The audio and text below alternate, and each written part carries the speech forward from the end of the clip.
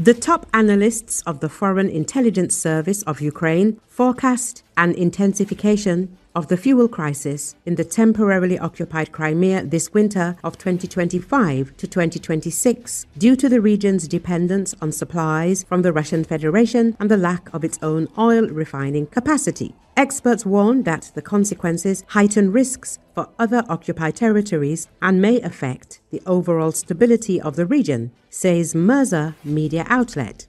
According to the analysis, fuel prices are rising and the availability of goods is diminishing due to supply disruptions. This affects the socio-economic status of the occupied territories and creates additional logistical difficulties for Russian formations.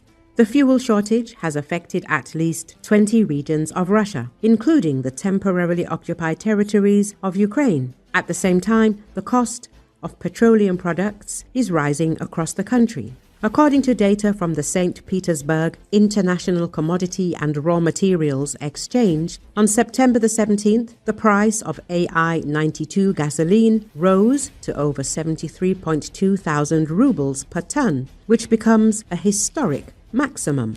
Foreign Intelligence Service of Ukraine. Key factors including the shutdown of 13 oil refineries in the Russian Federation with total capacity of about 119.2 million tons per year as of mid-2025.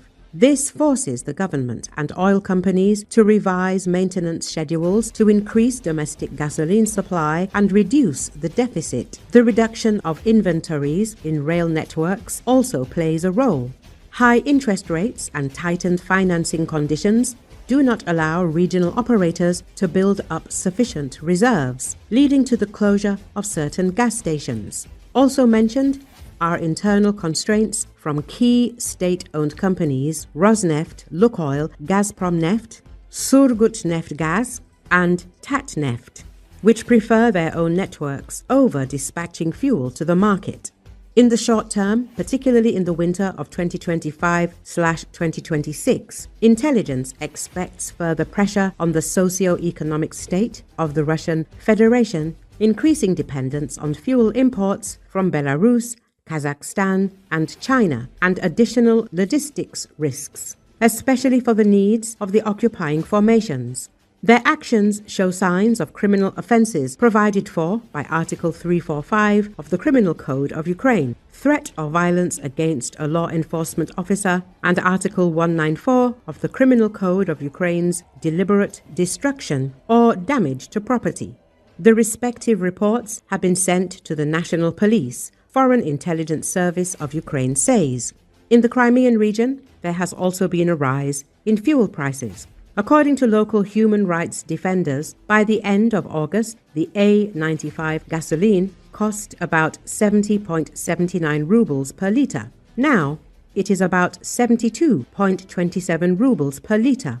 Human rights defenders emphasize that official explanations by the Russian authorities do not reflect the main reason: the systematic destruction of the fuel and energy sector by strike actions, which significantly undermines fuel availability and increases prices. The intelligence also emphasizes the need for constant monitoring of supplies to the temporarily occupied Crimea. Changes in import sources and supply chains can significantly affect regional stability and the logistic schemes of occupying formations. Experts stress the necessity of closely tracking every step in the fuel and energy sector to forecast further risks. In these circumstances, the population living in Crimea prefers to leave the peninsula. There is already a significant increase in the number of emigrants from here.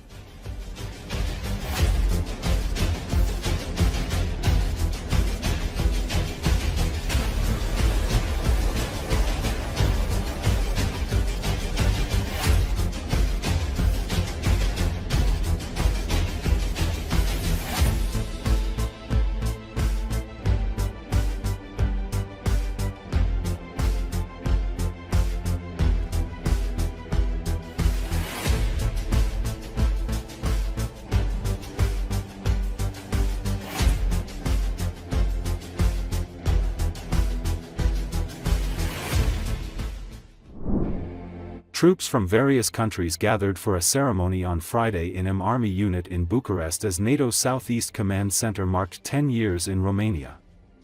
According to Associated Press, the division was created in a crisis situation in 2014 when Russia illegally annexed Crimea. In 2014, during the Wales NATO summit, the Readiness Action Plan was decided, which led to the formation of the first NATO division HQ in Romania.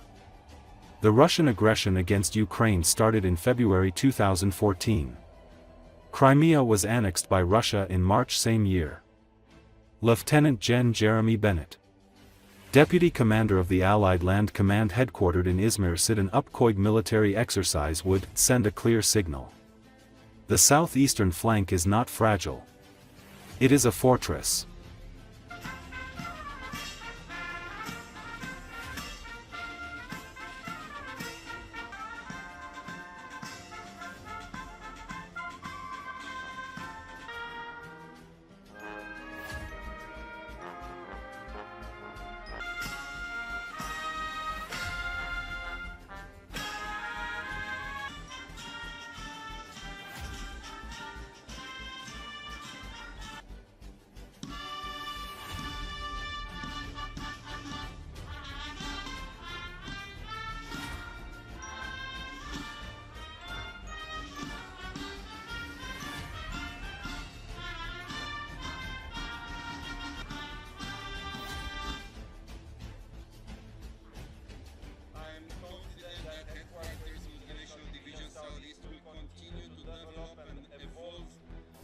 And now you look forward to a new milestone, Exercise Dacian Fall 25.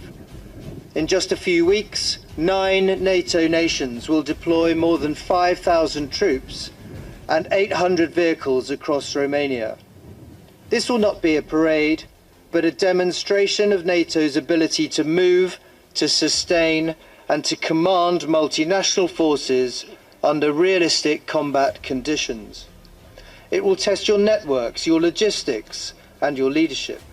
And it will send a clear signal. The southeastern flank is not fragile. It is a fortress.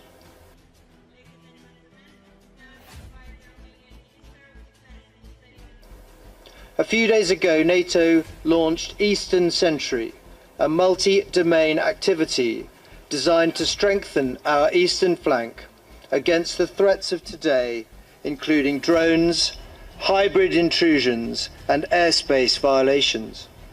This is NATO adapting once again, proving that deterrence is not static, but flexible and forward-looking.